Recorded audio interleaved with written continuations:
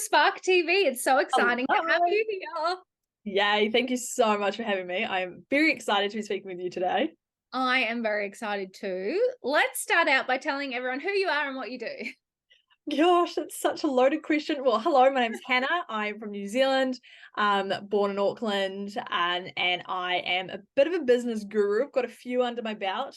I currently have 7. I was juggling these 7 with full-time work, but as of 2 weeks ago, I quit my full-time job so I could go full-time with all of my 7 side hustles and everything. Holy I'll crap. run through them really quickly. Yeah. So first of all, it's Dear the Series. So Dear the Series is a series of guided journals because I really wanted to help people in their mental health journey, and I wanted people to help them in their self-discovery journey. And so it's literally these journals called Dear Future and Dear Me, and it is basically running you through your future for Dear Future, obviously, and it's kind of prompting you to think about what should my 10-year goals be and how can I get there, because it's so great to have a goal, but actually what about the steps? Have you got those steps in place? So that's Dear Future. Then I've got Dear Me, which is very much self-discovery, very much deep. Have I been hurt in the past? How have I been healing from that? Should I go seek help? So it's all these kind of things. It's really deep. So that's Dear the Series, and that's my proper business kind of business. I also run a non-profit organization, so that is really fun. It's called Dear Community. We're launching again in Australia. We did launch last year and then we've pulled it back because I was getting too busy, but we're going to relaunch there, and it's essentially for girls, for women age 18 to 35 to come together and meet, because actually it is really hard to make friends as a woman. It's really hard unless you're a part of a cool club or a group. It's actually pretty much impossible. So we just literally have these groups. We go to bowling, go to picnics. So that's really fun. It's called Dear That's Community. cool. And then I've got like a marketing agency called 7. The reason I called it 7 was because it was the 7th thing that I was doing. So I thought it was a bit fitting. But yeah, I kind of do content creation and social media consulting. Then I also have Dear Brides, which is wedding content creation for weddings. And so that's a very new industry. It's quite big in Australia. It's still starting in New Zealand. There's only 2 of us in New Zealand. And then I have Dear Listener, which is my podcast. And then I also have a vintage selling account on Instagram. I don't really touch that. But finally, I have TikTok, and TikTok is a business where obviously I treat it as a business, but it's just posting stuff and collaborating with brands. So that is me in a nutshell, juggling new things. I love that so much, because also hashtag diversification, like having multiple revenue streams for you as a human / business is also a very smart idea. I love that. How did this happen? So you just said you quit your full-time job. What were you doing as you started to grow all of these businesses? I was actually a buyer. So I was assistant buyer at a big retailer. So Wow. it definitely helped me in terms of the Dear the Series side, because I'm approaching different, Myers. I actually went over and literally dropped off. I went to Melbourne to the Myer head office and just dropped off my book. And like it's really given me the ability, the confidence to go, I know how to pitch to brands because people have pitched to me before. So I know both sides. I know the lingo. So yeah, I was assistant buyer. I also got a property kind of background. So yeah, it's it was a Wow, crazy that's time. fun. Yeah. And how did you go about, so, okay, you're an assistant buyer, Yeah. great, but then you decide you want to create a product-based business. Like, how did you go from idea to physical book in your hand to start selling?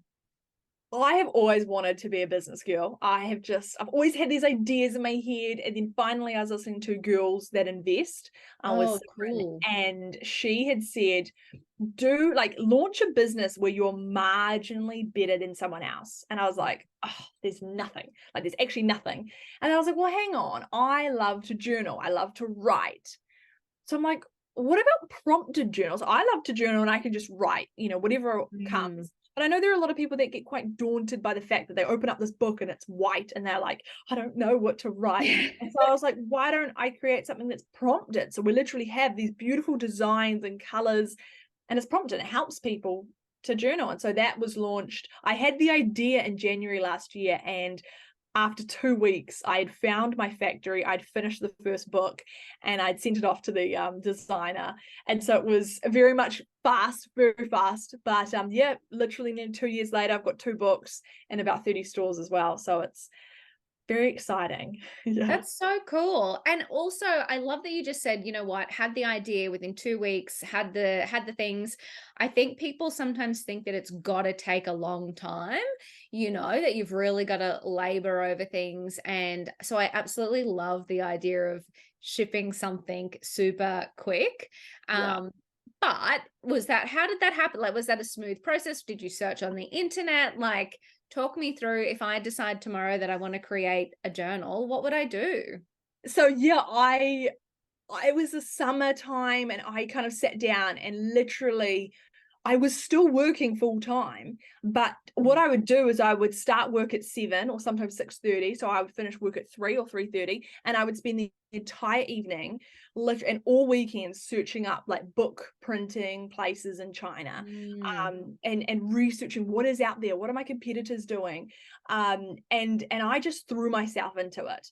And that's the thing with me, is like I will run very fast rather than going, oh yeah, like I guess I'll just dabble in that and I'll wait a few years. No, if I have an idea, I'll go for it. Sometimes I probably need to slow down, but yeah, I had the idea and I wrote all the prompts and I sent it off to my designer. And I think, yeah, like you said, you can do things fast. You do have to be cautious that you're not cutting corners, because that's Mm. the data series is I did come into a lot of delays, a lot of delays, a lot of problems. My designer was not good. She'd finished it, she'd sent it to me, and I hated it. I Oh had sent no. it off to a friend, and she said to me, oh, like you designed that yourself. It looks like you've done that in Word. And I was like, no, I paid a designer to do that. She goes, it's terrible.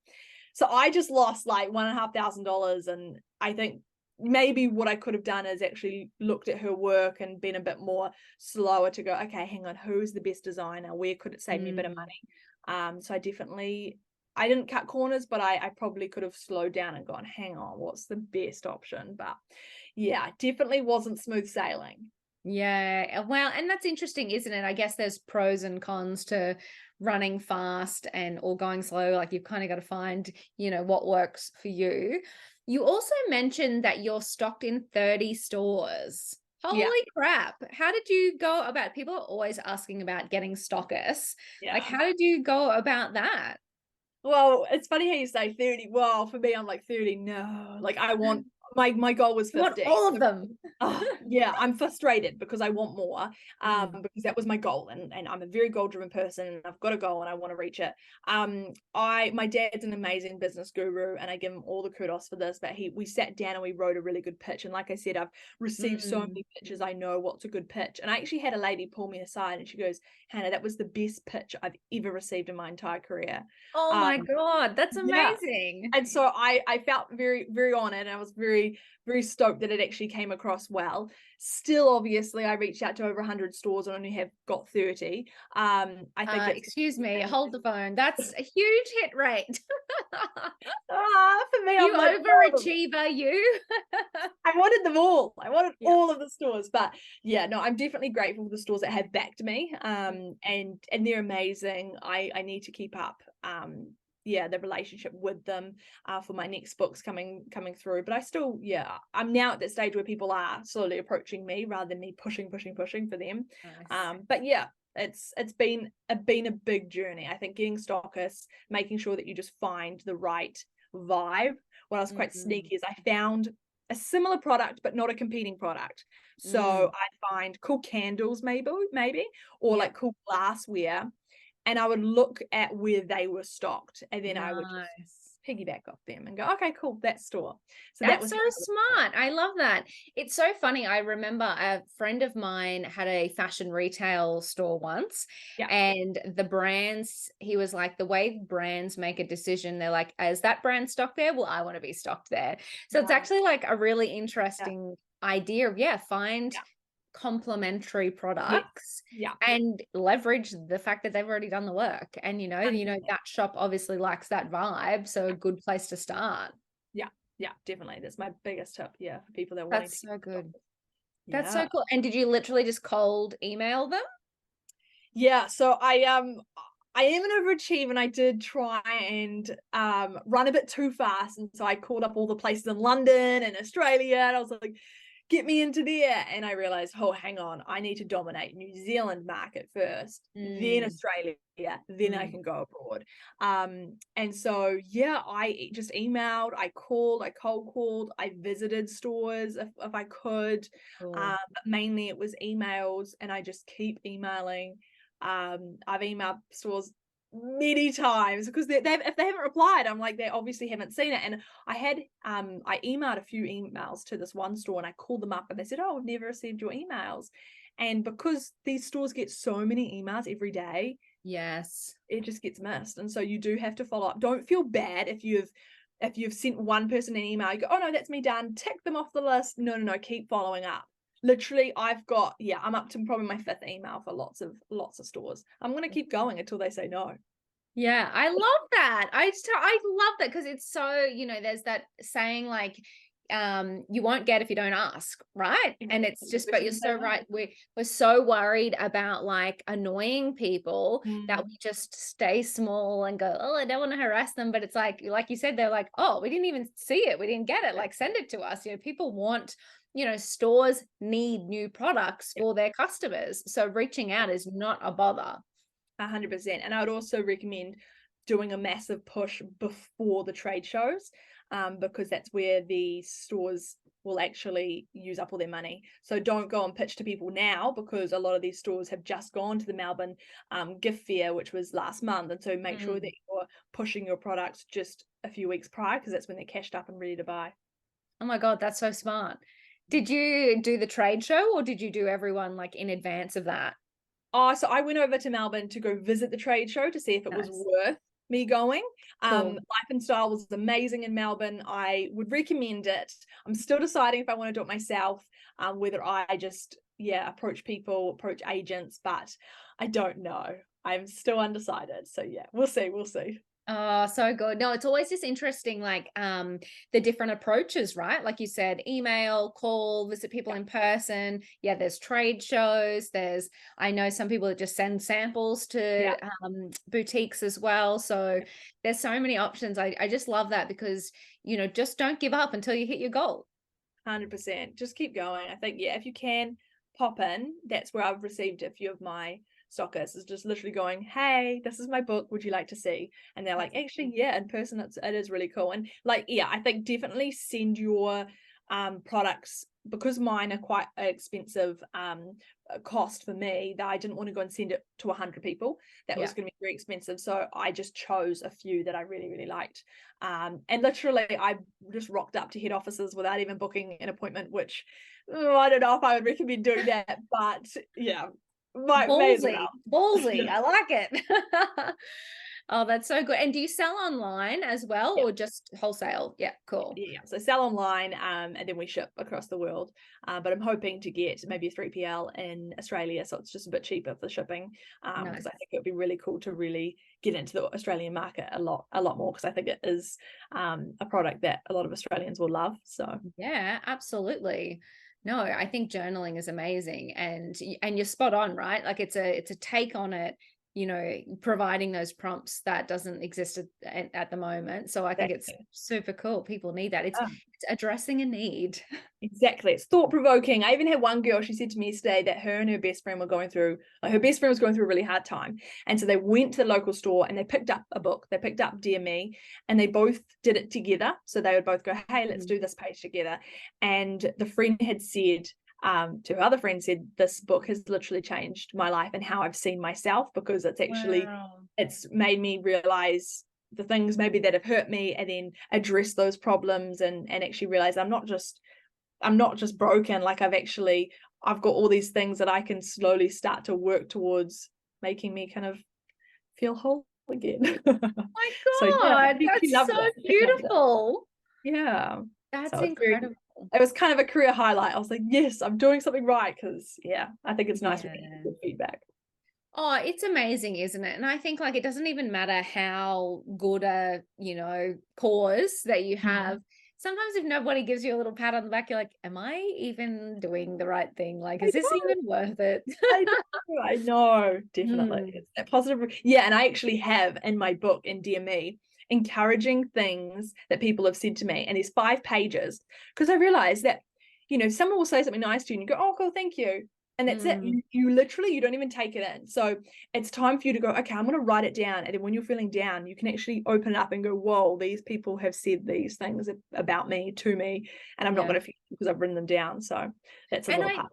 I think that's so powerful too, because a lot of people don't say things like, so if someone's gone to the effort of like paying you a compliment or giving you Mm, feedback or saying something lovely, like hold on to that. That's so lovely.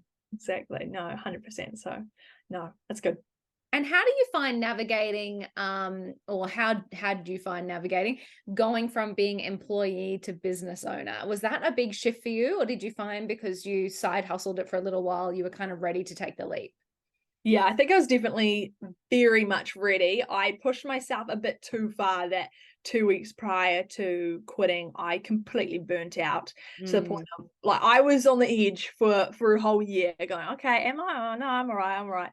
And then it was literally to a point that I was like, nah, like I can't do this. And I think the lifestyle that I live is not a lifestyle that I promote. I want to promote to other people. I think the mm, hustle culture is dangerous, but it's making sure you have that balance. I'm yeah. all for working hard, and I think it's important to work hard to get ahead, but it's having that balance that you're not getting yourself burnt out, because that's so dangerous. And the feeling that I felt was just, I was like, I never want to get to this stage ever again. I just took on too many things. Like I said, Mm, I've got 7, so I had clients, I had social media platforms that I was looking after for clients, and I was like, oh, I just pushed myself too much. My personality, I'm an ENFJ, which is Myers-Briggs personality. It's like the achiever. And our personality wants to do everything yeah. all at once. So Yeah. yeah, going back to your question, I think moving from full-time work to self-employed, I think it's been a bit of a relief. I'm still Mm, running, very fast.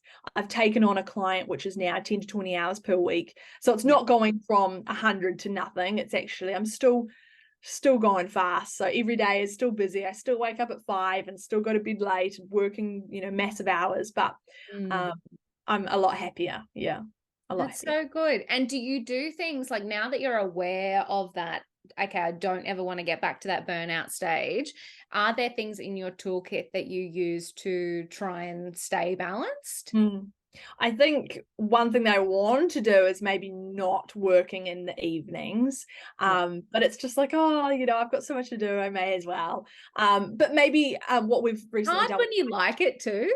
Like when you pardon me? actually like doing it, it's kind of hard. Like, oh, I could just do that one more I thing. know, it's so hard. But Mm, I live with a flat of there's 6 girls, and so every Tuesday night we do games night, and so it's going, okay, I'm going to nice. prioritize spending a whole night with my flat rather than me having to always gravitate towards my phone and my laptop. Sundays day off, all Saturdays depends, but I've got at least one day where I'm just like, no, I'm not going to touch anything. Yeah.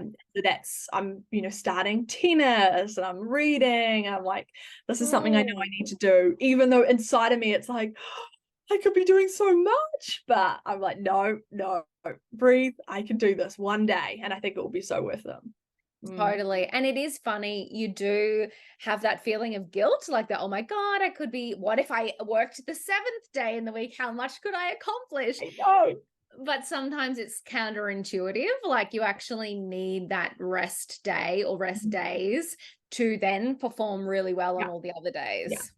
totally agree. And I think I definitely found that since taking a Saturday or Sunday off, I'm like, whoa, I do feel a lot better. I feel a lot happier. Yeah. So I think, yeah, really important you put yourself first. Mm. I have a random question for you, because you have a couple of different business types. Yeah. Do you prefer the product businesses or the service businesses? Oh, I feel like my product business is very much the last of my priorities, because Yeah. it's kind of good because the stores are doing the hard work, really. Yes. Yeah. If they sell, they come, they order, I send it off. B2C, I am very slow at that and I need to pick it back up.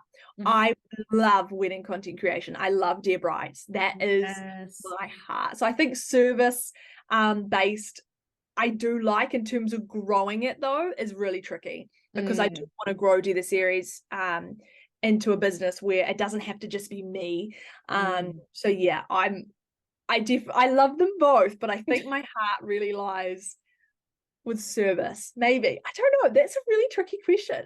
It is. I mean, I'm super interested in it because I'm listening to some stuff at the moment about choosing business models for your personality type. Oh, wow. And, if you're the type of person that loves the client delivery, or you're the type of person Yeah. that likes the marketing, or, Yeah.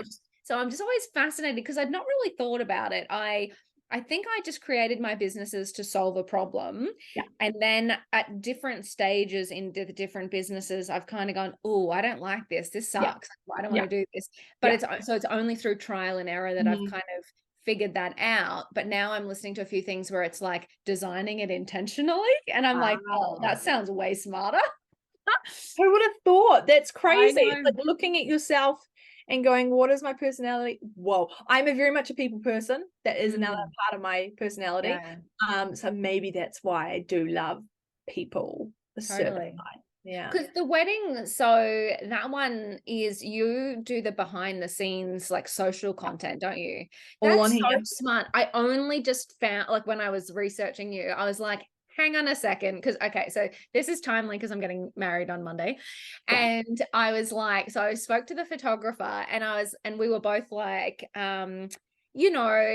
photographers are very expensive. Their work is amazing, but it takes a few weeks. And I'm like, well, we kind of want a handful of photos to share on the day, right? And Yes. Yeah. we're eloping, so no one's coming. So I'm like, my mom wants photos and all that kind of stuff. Yeah. And then I saw your service and I was like, holy shit, this is genius. This is like exactly what you want. Like all the behind the scenes, like the raw, the social stuff, like it's on your phone, like on the day, whatever. That's so smart. Like, how did you figure that out? Well, I pretty much piggybacked off America, and I think it was in America where we first saw it, and Australia picked it up very fast, like extremely fast. And I think people are very much willing in Australia to trial things. But I think, I can't say that I came up with the idea, but I love taking content. I do content for businesses. I do content for so many other things. I actually had already been doing behind the scenes content for friends, but I never thought about making it into a business. So when I saw other people doing it, I thought, well, hang on, like I'm already doing it for friends. I always shoot videos for friends and make it into a reel. Why don't I do it for other people? And so, yeah, like I said, New Zealand is slow. They're like, oh, it's tacky. It's like, well, actually, it's not. When you get back your footage, you are not going to find it tacky. It is very cool. And I think, look, if you're a girl that's on TikTok and you want to go viral, it's your best bet because it is portrait mode. It's pretty cool. It's a cool service, and I think anyone that has access to a wedding content creator nearby should so go for it. Oh, 100%. I think it's so clever. Like, and it's sort of, I feel like, because one of the problems that I have with the photographer is like, I'm like, I don't want to be posing for photos all day. Like, it sounds like the worst time ever. Like, I love the idea that there's somebody just capturing the silly, fun, moments, and it's casual, and I think that's so many people reflect on their days and kind of go, I wish I just relaxed a little bit more and kind of got into it. So I think it's so clever. You're very smart. So good. Thank you. So, look, I want to wrap with one last question for you. So as, somebody who has multiple businesses across multiple industries, multiple types, reflecting on all of those things and your time in business, is there a piece of advice that you would give to another female founder or another woman in business, something that's kind of helped you keep going on those tough days? I think it always comes back to this one quote that my grandma gave me, and she said, each day and each experience shapes the person that you will become. And I think whenever I go through a tough time and I go, why is this happening to me? I look at it from another angle and go, okay, this is growth. Like I'm actually learning something. I had a massive printing error in one of my books where I'm taking full blame, but it was, it didn't get picked up in multiple rounds of proofreading. Wow. And it came to, many eyes were on it, and it didn't get till the last end. The books were printed, it was done, and there was a huge error. And so instead of going, oh man, like that was so frustrating, it's now meant that going forward, I'm so careful. And so Mm. it's kind of going, you know what, that day has now shaped me into becoming a much more someone that's more accurate with my proofreading and really careful. And so I'm like, no, I think it's just your mindset. Change your mindset when you go through bad things and go, no, that was, wow, I've learned so much now from that experience. It's not all bad. I'm going to learn to move forward. So I think that's probably my biggest piece of advice. Just keep going, learn from your mistakes, and just keep pushing forward. It's going to be worth it. So good. Hannah, you are absolutely incredible. I am blown away by your story and 7 freaking businesses. Thank you so much for sharing your wisdom and insights with the Spark community. Best of luck, and I can't wait to have you on again and hear all of your updates. Thank you so much. It's been such an honor, but no, thank you.